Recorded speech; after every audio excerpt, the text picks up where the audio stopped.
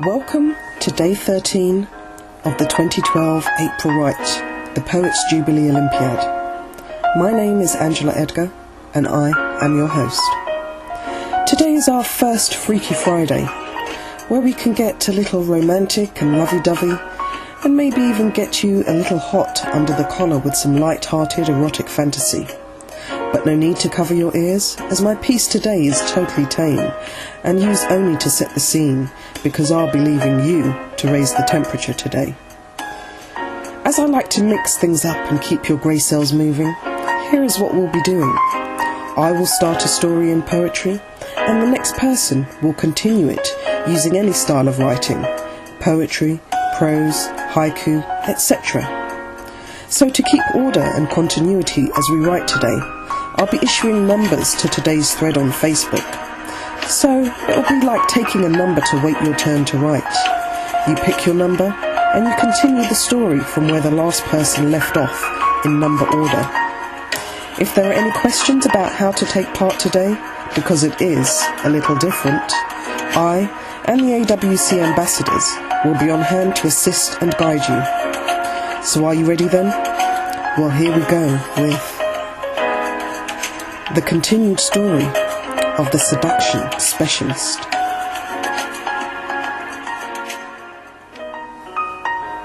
By torchlight, she read the advert.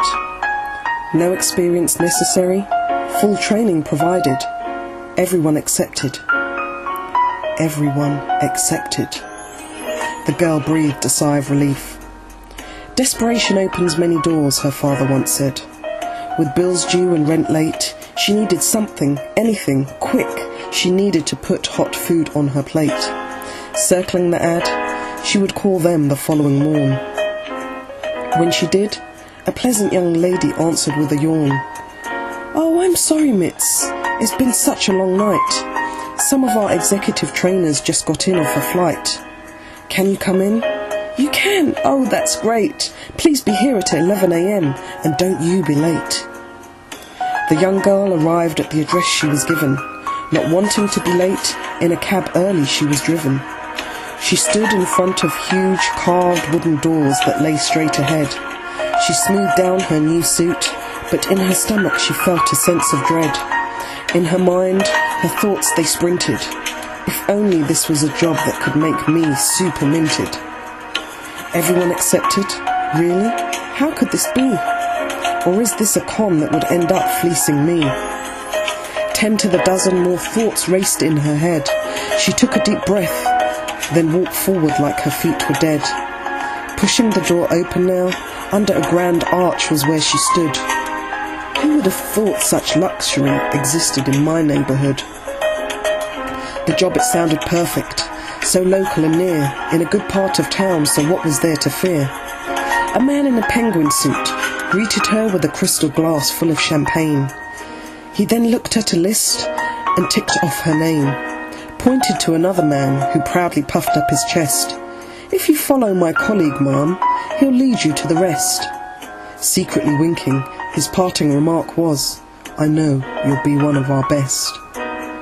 Confused, awed and dazed, she followed behind, along golden gilt-work corridors, like a maze in a mine.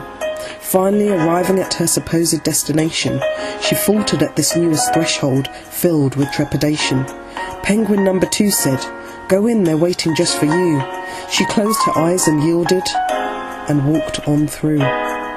Like the dance school audition scene from the movie Flashdance, she moved towards the head table, as if in a kind of trance, as 5 model-stunning women sat, giving her a short, nodding glance. "Please, take a seat up at the side, here with the rest. We've got a few exercises, which will form your entrance test." One model began, "Do as we do, and do as we say." Another model added, "And soon we will have you on your way." Praying her nervous fear wouldn't last, this newest young girl sat down very fast, next to 4 other girls well-groomed, who all looked just as confused. "What are we doing here?" One visibly shook. "I only came here because I wanted a look." Another timidly asked to no one, "Can I go home?"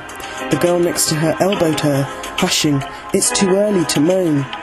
One model beauty with brilliant afro flaxen hair turned to her answering simply, "Not yet, no."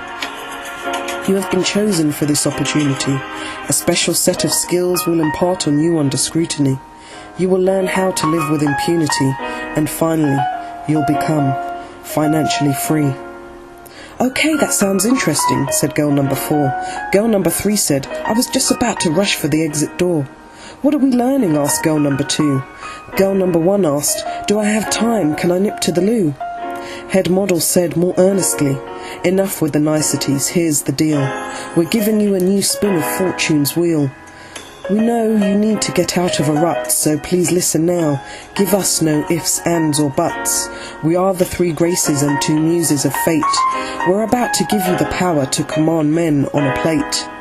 Young girls and fellow models, all eyes on their lead, she stood up and continued to proceed, as silence now abounded in this vast embellished hall. "But we need you to honestly give it your all. Close your eyes and listen closely to me. If you do, I'll show you what you were really meant to be."